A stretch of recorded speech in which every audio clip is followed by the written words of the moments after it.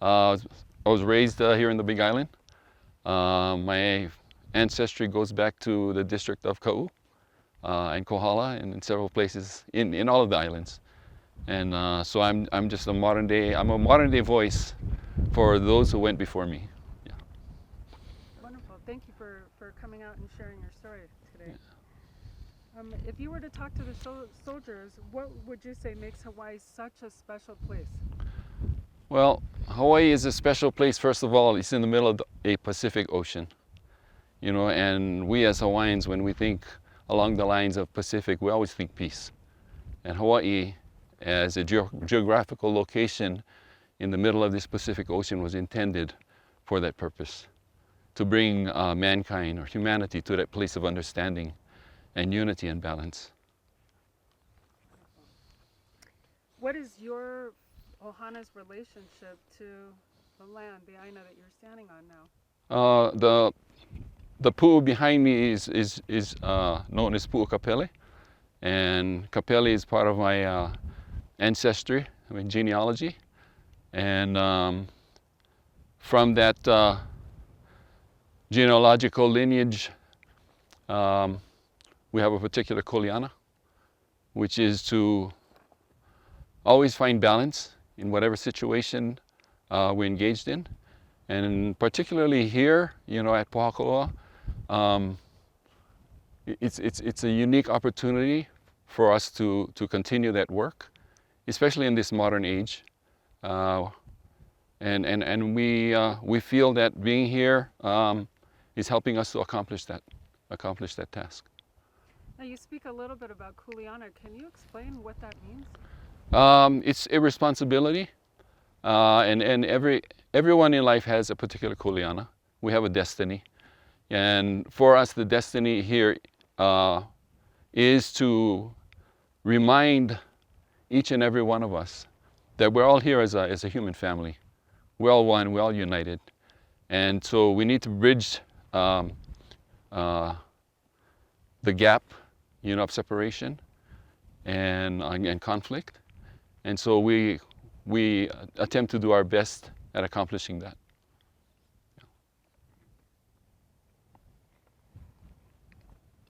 Can you describe why the connection to the Aina is so important to the Hawaiian people? Um, yeah. Well, the Aina is foundational.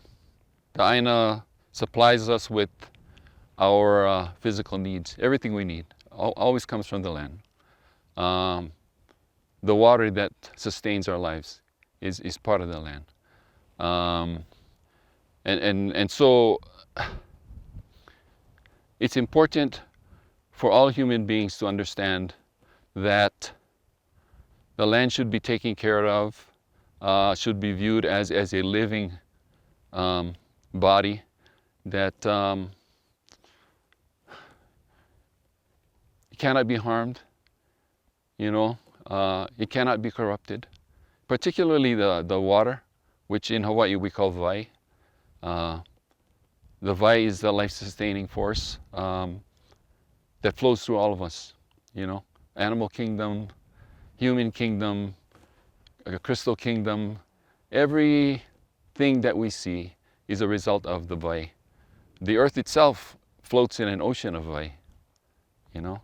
So the life-sustaining of vai is what we respect, and it's expressed here on the land, you know. And so everything we do goes back to Aina. You know, if there's no Aina, we wouldn't be here, you know. So we have to respect it. We have to take care of it. And the Aina itself, from a Hawaiian perspective, well, from our perspective, is that the Aina itself is a reflection of what is divine. You know, we see Keokua, we see God all around us every day in various forms. Um, and we don't have to die and lose our lives in order to see God at some spiritual plane, you know, away from the earth. But we see God every day. We experience God in each other. You know, we experience God in the trees and in the rocks. And so because of that fact, we treat it as a living being. You know, it is life itself. It is the law that governs our lives. And, you know, one wise person stated that to kill is to murder the image of God, you know. So how we approach life, you know, how we treat one another, you know, when I look into the eyes of when you're at battle, you know, in conflict, when you're looking at your enemy, the truth is, again, from our perspective, you're really looking at God, because God is in everything. God is in you, it's in me, it's in everything. So for us, it reminds us to think more clearly,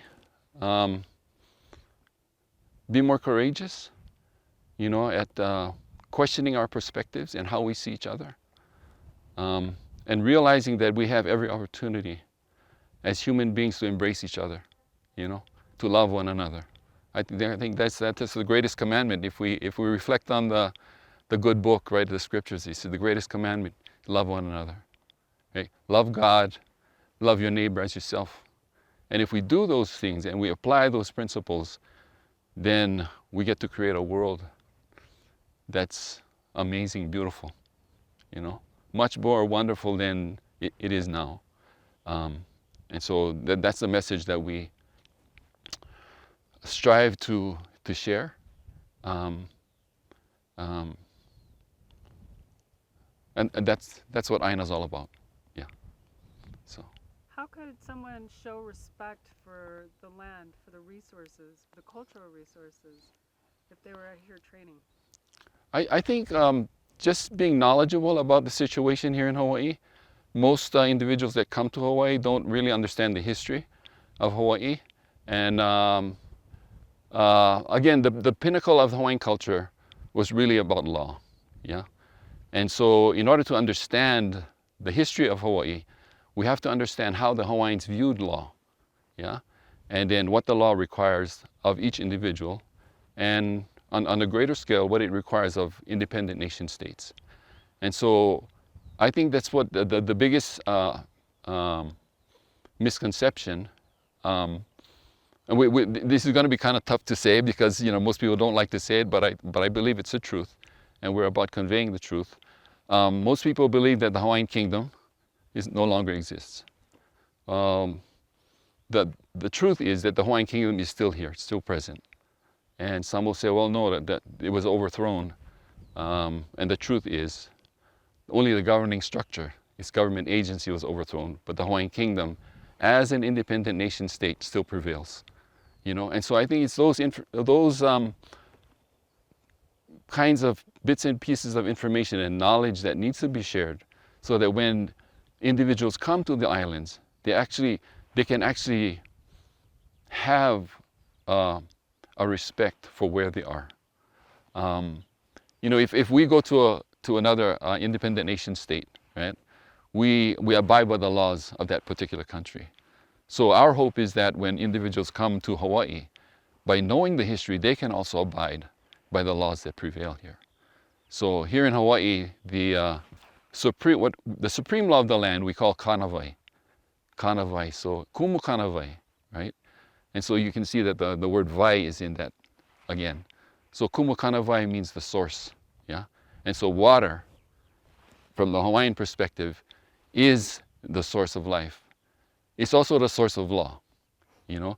So to taint the waters that we drink on a daily basis, to poison the waters, is the greatest crime that can be committed, you know, here in Hawaii. Applying that to law itself, to abuse the law and not apply it the way it should be applied, is also a crime, you know? And so from that perspective, it's important for us to maintain what is true, because only by truth will we attain freedom. If we are subjected to lies on a daily basis, then we're bound by the lie. There is no freedom. You know, so it's important for us to convey the truth always, so that people can come to these islands, or wherever you are in the world. You know, truth is so important. You know, it helps us to love. You know, which is the greatest commandment that we can express. Yeah. You spoke a little bit earlier about the healing process, Hmm. about being able to unite and to heal. Can you talk a little bit about that? Well, yes, I can. Um, of course, there's a healing between individuals, each human, but the healing that we focus on, particularly when we come here, is we considering the healing that needs to take place between the Hawaiian Kingdom and the United States of America. That is the healing that needs to take place. And the way that healing is to take place is again by understanding the law, what the law was intended to accomplish from the beginning, and how the law is either being utilized or not utilized in a modern day setting. So we hope to bring a state of consciousness back to the laws and what is required. And so the Hawaiian Kingdom had treaties with many different nation states, but particularly here, the treaty with the Hawaiian Kingdom and the United States of America required in its first article that there shall be perpetual peace between the United States and the King of the Hawaiian Islands. And so that is the ultimate goal for us, because the treaty is still here. The treaty did not disappear. We're misinformed when somebody says that, but the treaties are still here. The Hawaiian Kingdom is still here. Only its governing agency is in a state of suspension. So knowing that the laws are here and they prevail, it gives us an opportunity to utilize those laws so that we can reestablish the balance, because that's really what we need. And when we reestablish the balance, then we naturally heal. Same thing for the human body. Likewise for independent nation states, so that the conflicts that exist will no longer exist, right? And we can return to that state of peace and balance, which was guaranteed or promised by treaty. And so that's the healing that I was talking about. And so when we come to Pu'ukapele, this is where we sit and we contemplate. We hold no ceremony here. We contemplate and we attempt to get inspired by the voices of our ancestors who were here in ancient times, and help us remember. Help us to remember to restore the balance so that all mankind can have the peace that was promised, So, Yeah, thank you for that. yeah. Can you talk a little bit about the Hawaiian concepts of aloha and malama? Aloha.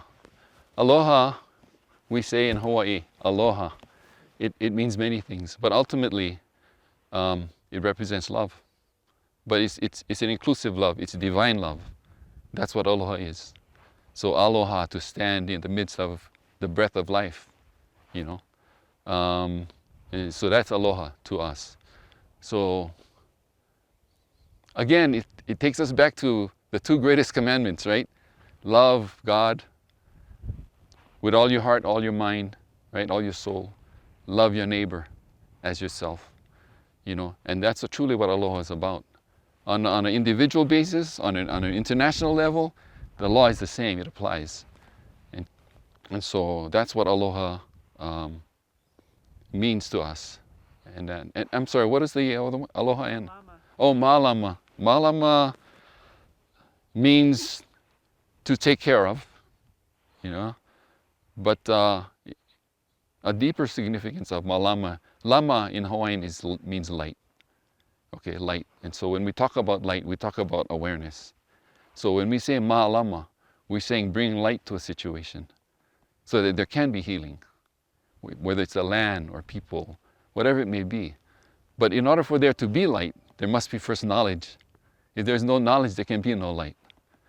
So when we say ma'alama, we hope that the individual is bringing to the situation a knowledge of what is true, so that they can be part of a healing process. And so that's what malama means, for us. Yeah. Would you mind handing off the books real quick? Oh, I'm sorry. No, I just noticed that it kind of restricts your hand Okay, gestures, okay. and it's more important for you to be natural. Okay. Perfect, thank you.